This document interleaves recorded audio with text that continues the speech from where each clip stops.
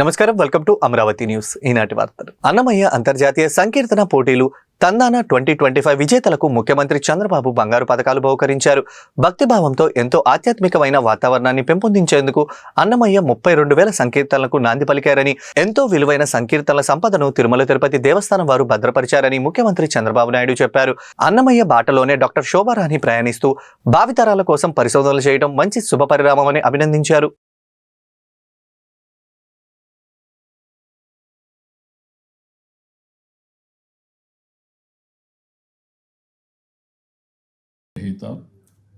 అన్నమాచార్య ప్రాజెక్ట్ని ఒక మిషన్ మోడ్లో చేపట్టడమే కాకుండా జీవితాన్ని అంకితం చేసినటువంటి గౌరవ శ్రీమతి శోభారాజు గారికి, అనునిత్యం ఆవిడకి సహకరించినటువంటి డాక్టర్ నందకుమార్ గారు, సంస్కృతి శాఖ స్పెషల్ చీఫ్ సెక్రటరీ గౌరవనీయులు అజయ్ జైన్ గారు, పెద్ద ఎత్తున మీరందరూ కూడా శ్రమ కోర్చి ఇక్కడికి వచ్చారు. పిల్లలు చాలా బాగా 2 నిమిషాలైనా చాలా ఎఫెక్టివ్గా ప్రజెంట్ చేశారు. మీ అందరికీ మనస్ఫూర్తిగా అభినందనలు. మొట్టమొదటిసారికి సెక్రటరియట్లకు కూడా స్వాగతం, సుస్వాగతం. అన్నమయ్య సంకీర్తనల్ని విశ్వవ్యాప్తం చేసేందుకు 42 ఏళ్లుగా పనిచేస్తున్నారు. దీనికోసం ఒక వ్యవస్థ, అన్నమాచార్య భావనావాహిని. ముందుగా శోభారాజు గారిని, అందులో పనిచేసే ప్రతి ఒక్కరిని మనస్ఫూర్తిగా అభినందిస్తున్నా, కృతజ్ఞతలు తెలియజేస్తున్నా. వెంకటేశ్వర స్వామి ఆయన సన్నిధిలో ఆవిడకు ఒక సందేశం, ఆ సందేశమే అన్నమాచార్య కీర్తనలో పాడమని. ఎప్పుడైతే ఆ సందేశం వచ్చిందో ఆ సందేశాన్ని ఒక ఆదేశంగా తీసుకుని వారి జీవితాన్ని మొత్తం అంకితం చేశారంటే అది దేవుడి యొక్క డిప్యూటీ సీఎం పవన్ కళ్యాణ్ జిల్లాలోని ఇప్పటం గ్రామం పర్యటించారు. ఈ సందర్భంగా వృద్ధురాలు ఇండ్ల నాగేశ్వరమ్మ నివాసానికి వెళ్లి ఆమెను పరామర్శించారు. పవన్, నీ బిడ్డగా నీ ఇంటికి వచ్చానంటూ నాగేశ్వరమ్మ కాళ్లకు పవన్ నమస్కరించారు. ఆపై వృద్ధురాలికి కొత్త బట్టలు ఇవ్వడంతో పాటు 50,000 నగదు, వికలాంగుడైన ఆమె మనవడికి 1,00,000 రూపాయలను డిప్యూటీ సీఎం అందజేశారు. అంతేకాకుండా పవన్ కళ్యాణ్ తన ఎమ్మెల్యే జీతం నుండి 5,000 ప్రతి నెల పెన్షన్ రూపంలో వృద్ధురాలికి ఇస్తామని హామీ ఇచ్చారు.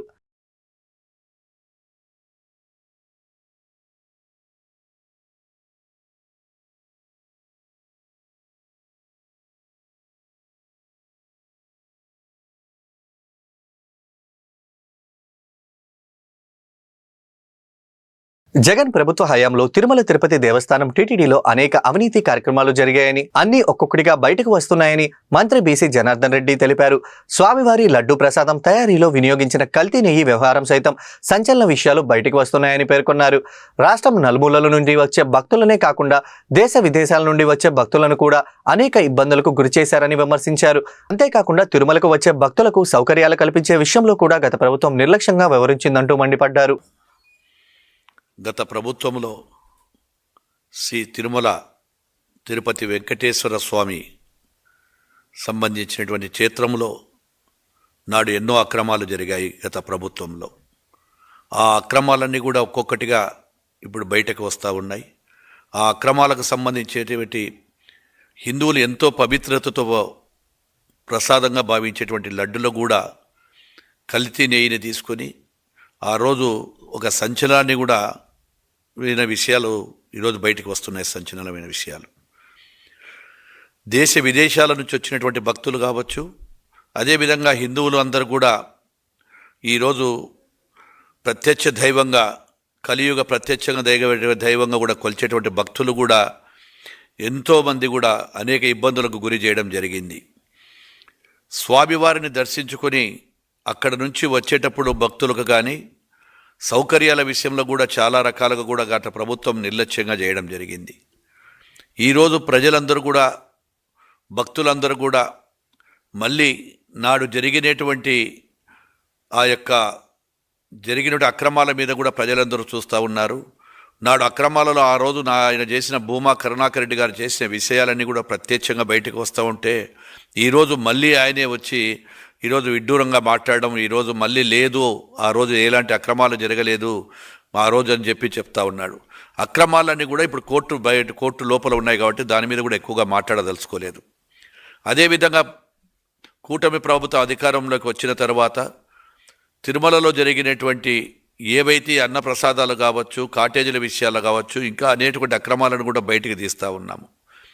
ఈ యొక్క దేవాలయంలో భక్తులందరూ కూడా ఈరోజు ఏకాదశి నాడు రాష్ట్ర చరిత్రలోనే టీటీడీ వైకుంఠం ద్వారా 90% పైగా సామాన్య ప్రజలకందరికీ కూడా సౌకర్యం కల్పించాలి అనే చారిత్రాత్మకమైనటువంటి నిర్ణయాన్ని తీసుకుంది ఈ యొక్క కూటమి ప్రభుత్వం.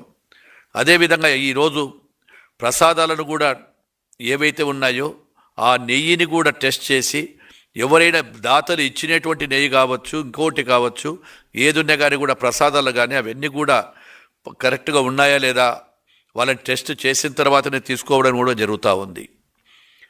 ఈరోజు వెంకటేశ్వర స్వామి గురించి దానికి సంబంధించినటువంటి గత ప్రభుత్వంలో ఉన్నటువంటి నాయకులు కూడా అసత్య ప్రచారాలు చేస్తూ ఈ నెల 30 నుండి జనవరి 8 వరకు జరగనున్న తిరుమలేశుడి వైకుంఠ ద్వార దర్శనానికి టోకెన్లు పొందిన భక్తుల వారి కేటాయించిన తేదీ సమయంలోనే రావాలని తిరుపతి కలెక్టర్ ఎస్పీ కోరారు. ఆ మేరకు పూర్తి ఏర్పాటు చేస్తున్నట్లు తెలిపారు. భక్తుల భద్రత కోసం 3000 మంది పోలీసులను మోహరిస్తున్నట్లు, అధునాతన సీసీ కెమెరాలు, డ్రోన్లు, కమాండ్ కంట్రోల్ రూమ్ ద్వారా నిఘా ఏర్పాటు చేశామని వివరించారు. నకిలీ దర్శన టోకెట్లు సృష్టించే దళారులపై కఠిన చర్యలు తీసుకుంటామని హెచ్చరించారు. డిసెంబర్ 31, జనవరి 1వ తారీఖు ఈ 10 రోజుల్లో ఈ మొదటి 3 రోజుల్లోనే మనకు రద్దీ ఎక్కువగా ఉంటుంది. మొదటిసారిగా టీటీడీ వాళ్ళు టోకెన్ సిస్టమ్ ద్వారా ఈడిప్ ద్వారా సెలెక్ట్ చేయడం జరిగింది.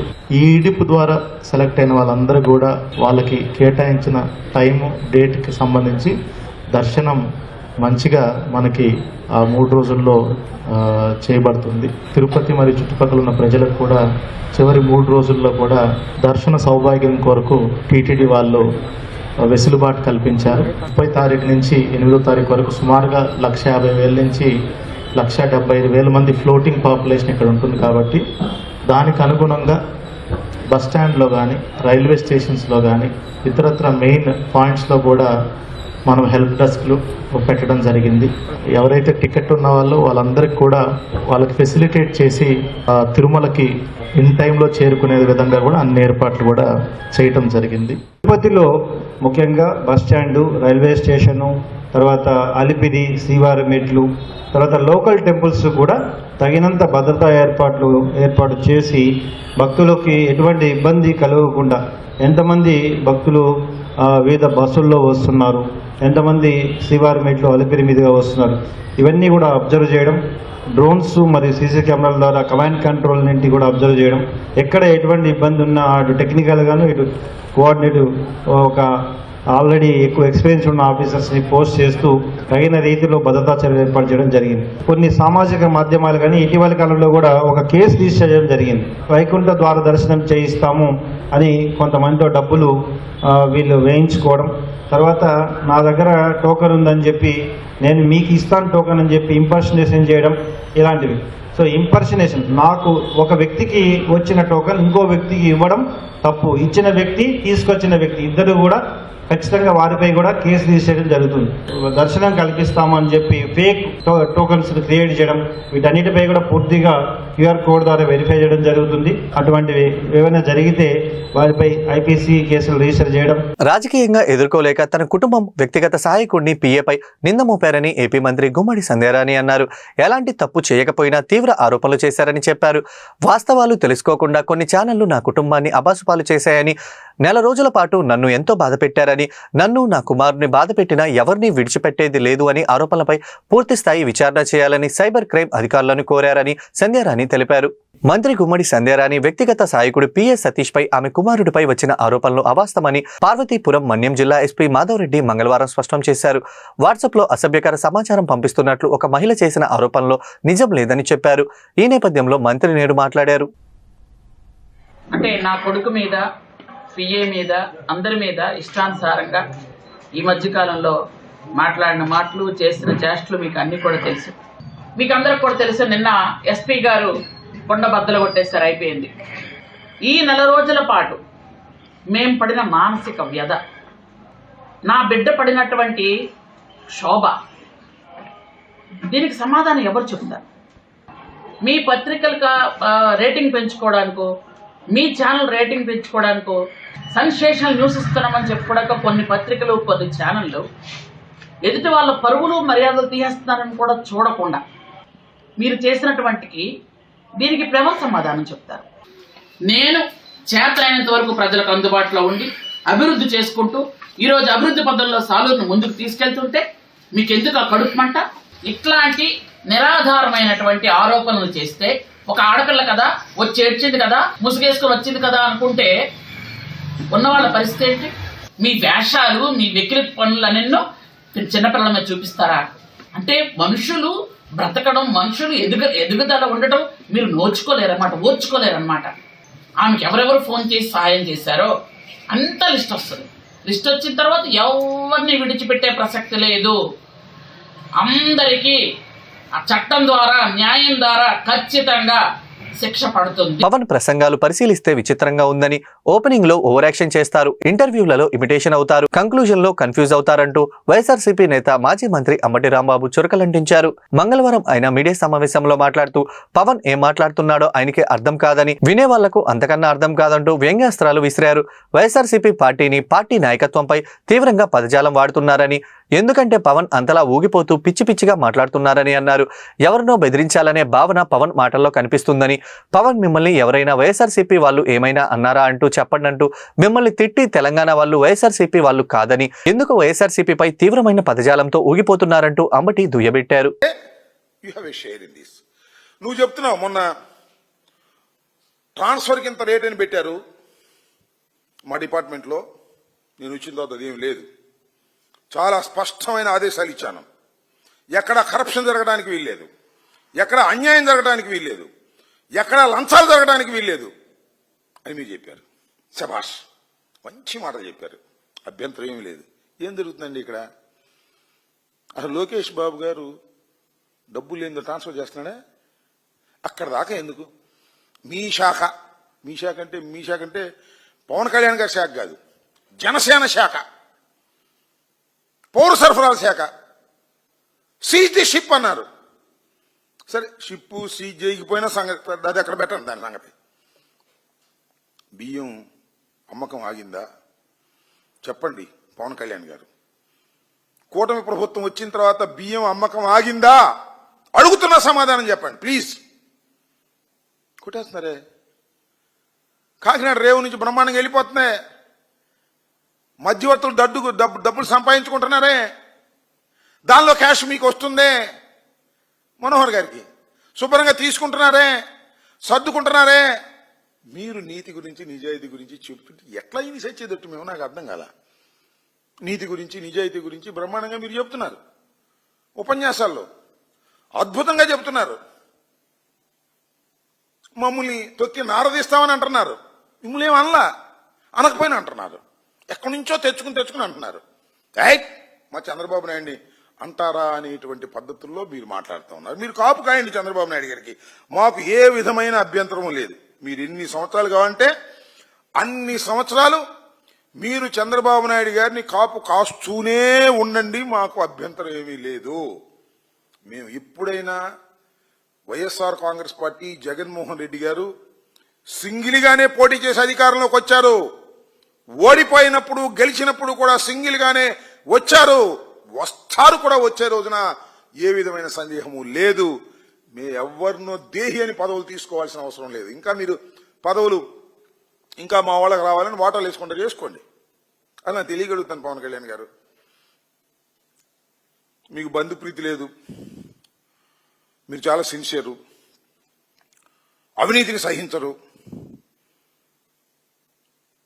మీ అన్నగారికి ఎమ్మెల్యే గుంటూరు నగర 32వ డివిజన్ వైసీపీ కార్యాలయంలో సెమీ క్రిస్మస్ వేడుకలు బుధవారం ఘనంగా జరిగాయి. ఈ సందర్భంగా ఏర్పాటు చేసిన క్రిస్మస్ కేక్ ను 32వ division YCP corporator Eechampati Venkatakrishna Achari, Sekhar డేవిడ్లతో కలిసి కట్ చేశారు. ఈ సందర్భంగా వారు మీడియాతో మాట్లాడుతూ క్రైస్తవ సమాజానికి క్రిస్మస్ శుభాకాంక్షలు తెలిపారు. ఈ కార్యక్రమంలో వైసీపీ నేతలు నాగార్జున, శ్యామ్, వెంకటరెడ్డి, మహేంద్ర కుమార్, శివశంకర్ రెడ్డి తదితరులు పాల్గొన్నారు. ఈరోజు క్రిస్మస్ ఈవ్ సందర్భంగా బ్రాడీపేట 32వ డివిజన్ కార్యాలయంలో క్రిస్మస్ సోదరులతో ఈరోజు క్రైస్తవ సోదరులతో ఈరోజు కేక్ కట్ చేసుకోవడం జరిగినది. ఈరోజు మేము చేస్తున్నటువంటి ఈ కార్యక్రమానికి కులం లేదు, మతం లేదు, ప్రాంతం లేదు, మాకు అన్ని కులాలు ఒకటే అని చెప్పేటువంటి సత్యాన్ని చాటి చెప్పేటువంటి కార్యక్రమం ఐకమత్యంతో ఈ డివిజన్లో మేమంతా ముందుకు సాగుతున్నాం. క్రైస్తవ సోదరులందరికీ ఈరోజు క్రిస్మస్ శుభాకాంక్షలు. అందరికీ క్రిస్మస్ శుభాకాంక్షలు తెలియజేస్తున్నాం. ఈరోజు క్రిస్మస్ ఈవ్. ఆ సందర్భంగా మన వైఎస్ఆర్సీపీ పార్టీ కార్యాలయంలో ఆచార్య గారు, మన రౌడీపేట 32వ డివిజన్ కార్పొరేటర్ గారి సమక్షంలో క్రిస్మస్ కేక్ను కట్ చేయడం జరిగింది. మరి ఈ కార్యక్రమంలో ఎంతోమంది వైఎస్ఆర్ కాంగ్రెస్ పార్టీ అభిమానులు, ఆకాంక్షించేవారు, కార్యకర్తలు అందరూ పాల్గొని మరి ఈ యొక్క క్రిస్మస్ వేడుకలను ఘనంగా జరుపుకోవడానికి సహకరించారు. వారందరికీ ప్రత్యేకమైనటువంటి అభినందనలు తెలియజేస్తున్నాము. ఈ యొక్క రానున్న కాలంలో ఇదే విధంగా మరి ఈసారి వైఎస్ జగన్ గారి సమక్షంలో ఈ యొక్క క్రిస్మస్ వేడుకలను, క్రిస్మస్ కేక్ను మరి కట్ చేసి అభిమానులందరూ కూడా ఆనంద డోల్కలకు ఉండాలని, అందరికీ క్రిస్మస్ ఆ యొక్క దేవదేవుడు దీవెనలు అందరికీ సమానంగాను, మేలుకరంగాను, ధన్యకరంగాను, ఉపయోగకరంగాను ఉండాలని కోరుకుంటూ రాష్ట్ర ప్రజలందరికీ కూడా ఈ యొక్క క్రిస్మస్ శుభాకాంక్షలను తెలియజేస్తూ గుంటూరు అరండల్పేట 10/2లో నూతనంగా ఏర్పాటు చేసిన క్యాప్రీ లోన్స్ బ్రాంచ్ను గుంటూరు తూర్పు ఎమ్మెల్యే మొహమ్మద్ నజీర్ బుధవారం లాంఛనంగా ప్రారంభించారు. ఈ సందర్భంగా capri loans business head Raghavendra Rao మీడియాతో మాట్లాడుతూ తమ సంస్థ మొదటి బ్రాంచ్ గుంటూరులో ప్రారంభించేందుకు సంతోషంగా ఉందని అన్నారు. ఇప్పటికే ఏపీలో 10 బ్రాంచ్లు ఉన్నాయని అన్నారు. త్వరలోనే 2వ బ్రాంచ్ని అమరావతి రోడ్లో ప్రారంభిస్తున్నట్లుగా వెల్లడించారు. గోల్డ్ లోన్స్ కు ప్రాధాన్యత ఇస్తున్నట్లుగా వివరించారు. నమస్కారం, నా పేరు రాఘవేంద్ర అని. నేను క్యాప్రీ లోన్స్లో బిజినెస్ హెడ్గా ఉన్నాను.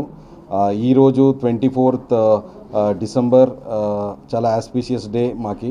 ఎందుకంటే గుంటూరు ప్రాంతంలో ఫస్ట్ బ్రాంచ్ ఇనాగ్రేట్ చేస్తూ ఉన్నాము. Capri gold loans proper gold loan branch ఇది. మాది ఓవరాల్ కంపెనీలో పాన్ ఇండియాలో 870 బ్రాంచెస్ అయింది ఇప్పుడు.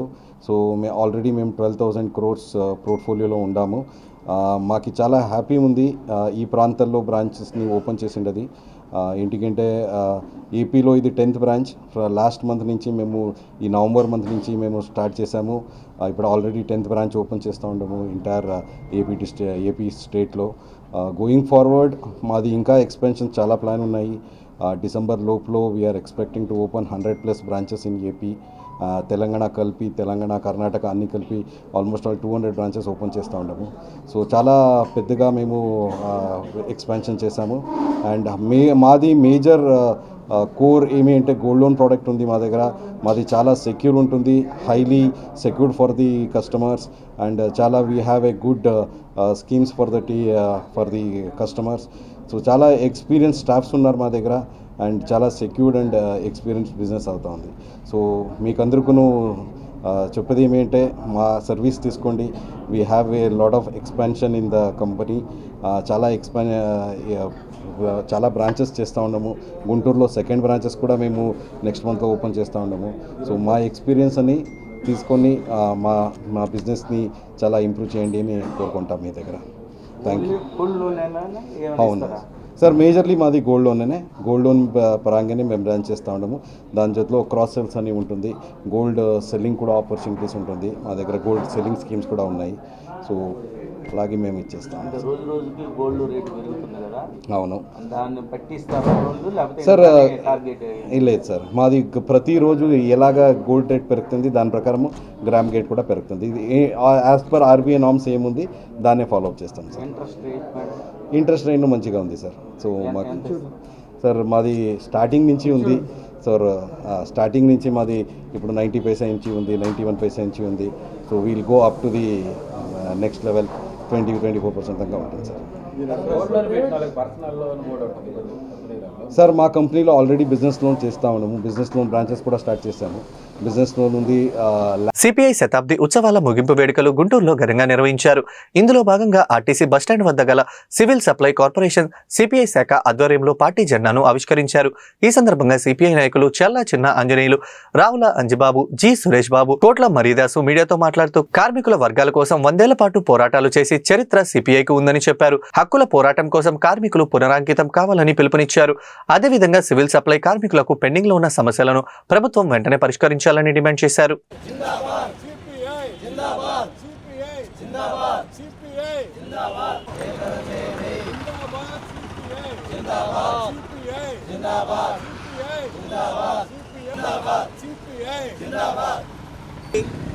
భారతదేశంలో ఏర్పాటయ్యి రేపు డిసెంబర్ 26వ తేదీకి శతాబ్ది ఉత్సవాలు ముగించుకొని 101వ సంవత్సరంలోకి అడుగు పెడుతున్న నేపథ్యంలో Andhra Pradesh state civil supplies corporation శాఖ సిపిఐ ఆధ్వర్యంలో ఈరోజు జెండా ఆవిష్కరణ నిర్వహించుకోవటం జరిగింది. అలాగే భారతదేశంలో పేద ప్రజల బడుగు బలహీన వర్గాల కోసం ఏర్పాటు చేసిన కమ్యూనిస్ట్ పార్టీ అనేక సమస్యలపై పోరాటాలు నిర్వహించి పేద ప్రజలకి దున్నేవానిదే భూమి అనే నినాదంతో వేలాది ఎకరాలు పంచిపెట్టడం జరిగింది. అలాగే బ్యాంకీలు జాతీకరణ తదితర సమస్యలు, కార్మిక వర్గానికి కార్మిక చట్టాలు, రైతాంగానికి రైతాంగ సమస్యలు, గిట్టుబాటు ధరలు తదితర సమస్యలపై భారత కమ్యూనిస్ట్ పార్టీ నిరంతరం పోరుబాటులో పయనిస్తుంది. ఈ నేపథ్యంలో 100 సంవత్సరాలు పూర్తి చేసుకొని 101వ సంవత్సరంలోకి అడుగు పెడుతున్న నేపథ్యంలో ఈ జెండాను ఆవిష్కరించుకోవటం జరిగింది. అలాగే కేంద్రంలోని ఎన్డీఏ ప్రభుత్వం అనుసరిస్తున్న కార్మిక ప్రజా వ్యతిరేక విధానాలపై ఈ శతాబ్ది ఉత్సవాల ముగింపు సందర్భంగా సమరశీల పోరాటాలకి కార్మిక వర్గం రైతాంగాన్ని సంసిద్ధం చేయటానికి సిపిఐ శ్రేణులు పెద్ద ఎత్తున పోరాట దిశగా నిర్వహించుకోవడానికి ఈ ఉత్సవాల్లో దేశంలో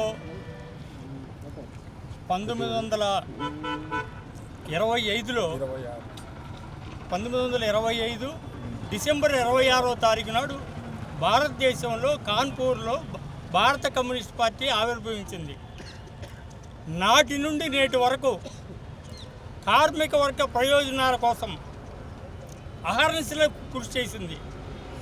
భారతదేశంలో స్వాతంత్ర ఉద్యమం కోసం ప్రభుత్వం జరిపినటువంటి కాల్పుల్లో వేలాది మంది కమ్యూనిస్టులు నేలకొరిగారు. ఈ ఎర్ర జెండా నీడలో లక్షలాది ఎకరాలు పంచబడ్డాయి భారత కమ్యూనిస్ట్ పార్టీ నాయకత్వాన. ఈ భారత కమ్యూనిస్ట్ పార్టీ నాటి నుండి నేటి వరకు ఈ 100 సంవత్సరాలు సజీవంగా ఉన్న పార్టీ భారతదేశంలో ఈ ఒక్క పార్టీ మాత్రమే. మిగతా పార్టీలన్నీ కూడా భారత జాతీయ కాంగ్రెస్తో సహా అన్ని పార్టీలు చనిపోయి మధ్యలో పుట్టినవి తప్ప ఆనాటి పుట్టిన దగ్గర నుంచి నేటి వరకు సజీవంగా భారతదేశంలో జీవించున్న పార్టీ భారత కమ్యూనిస్ట్ పార్టీ. నేడు ఇవాళ 26వ తారీఖు నాడు 100వ సంవత్సరం పూర్తి చేసుకున్నటువంటి సందర్భాన ఈ జెండా ఆవిష్కరించడానికి అవకాశం ఇచ్చినటువంటి గూడెం దగ్గర అంటే మన భారత కమ్యూనిస్ట్ పార్టీ పుట్టి 100 సంవత్సరాలు పూర్తి చేసుకొని డిసెంబర్ 26వ తారీఖుకి 101వ సంవత్సరానికి అడుగు పెడుతున్నాం. దానికి సంబంధించి ఈ గూడెం దగ్గర జెండా ఎగరేసాం. ఇంకా భవిష్యత్తులో మరిన్ని కార్యక్రమాలు జయప్రదం చేయాలని కోరుకుంటున్నాం. పోతే మా కూలీ రేట్ల అగ్రిమెంట్ కూడా ఎండీ గారికి, కమిషనర్ గారికి, మినిస్టర్ గారికి అందరికి అందజేస్తాం. లెటర్పూర్వకంగా మా సమస్యలు పరిష్కరించాలని కోరుకుంటున్నాం. అలాగే పని చేసి నెల రోజులు అవుతున్నా కానీ ఇంతవరకు హమాలి బిల్లులు ఇంతవరకు పడలేదు. పండగ ఉంది, దాన్ని జరుపుకోవడానికి కూడా చాలా ఇబ్బందిగా ఉంది. వెంటనే ఈ ప్రభుత్వం హమాలి బిల్లులు అనేది క్లియర్ చేయాలని చెప్పి కోరుతున్నాం. పోతే సొంత గోడౌన్లు ఒకటి పిఎఫ్ సమస్యలు చాలా ఉన్నాయి, అవి కూడా తొందరగా క్లియర్ చేయాలని చెప్పి సివిల్ సప్లై నుంచి కోరుకుంటున్నాం. పోతే క్రిస్మస్, సంక్రాంతి, జనవరి 1 అందరికీ నూతన సంవత్సర శుభాకాంక్షలు తెలియజేస్తాం. ఈ వార్తలు ఇంతటితో సమాప్తం. తిరిగి మరో బులెటిన్లో మళ్ళీ కలుద్దాం. నమస్కారం.